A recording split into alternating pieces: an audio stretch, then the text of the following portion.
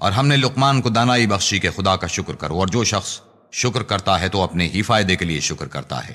اور جو ناشکری کرتا ہے تو خدا بھی بے پرواہ اور سزاوار حمد و ثنا ہے۔ اور اس وقت کو یاد کرو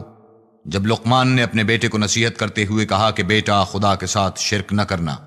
شرک تو بڑا بھاری ظلم ہے۔ اور ہم نے انسان کو جسے اس کی ماں تکلیف پر تکلیف سہ کر پیٹ میں اٹھائے رکھتی ہے، پھر اس کو دودھ پلاتی ہے، اور آخر کار 2 برس میں اس کا دودھ چھڑانا ہوتا ہے، اپنے نیز اس کے ماں باپ کے بارے میں تاکید کی کہ میرا بھی شکر کرتا رہے، اور اپنے ماں باپ کا بھی کہ تم کو میری ہی طرف لوٹ کر آنا ہے۔ اور اگر وہ تیرے درپے ہوں کہ تو میرے ساتھ کسی ایسی چیز کو شریک کرے جس کا تجھے کچھ بھی علم نہیں، تو ان کا کہا نہ ماننا، ہاں دنیا کے کاموں میں ان کا اچھی طرح ساتھ دینا، اور جو شخص میری طرف رجوع لائے اس کے رستے پر چلنا، پھر تم کو میری ہی طرف لوٹ کر آنا ہے،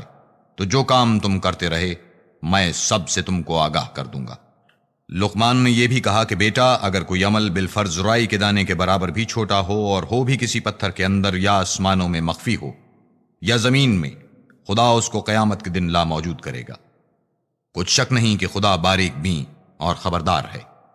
بیٹا، نماز کی پابندی رکھنا اور لوگوں کو اچھے کاموں کے کرنے کا امر اور بری باتوں سے منع کرتے رہنا، اور جو مصیبت تجھ پہ واقع ہو اس پر صبر کرنا، بے شک یہ بڑی ہمت کے کام ہیں۔ اور از راہ غرور لوگوں سے گال نہ پھلانا، اور زمین میں اکڑ کر نہ چلنا، کہ خدا کسی اترانے والے خود پسند کو پسند نہیں کرتا۔ اور اپنی چال میں اعتدال کیے رہنا، اور بولتے وقت آواز نیچی رکھنا، کیونکہ اونچی آواز گدھوں کی سی ہے، اور کچھ شک نہیں کہ سب سے بری آواز گدھوں کی ہے۔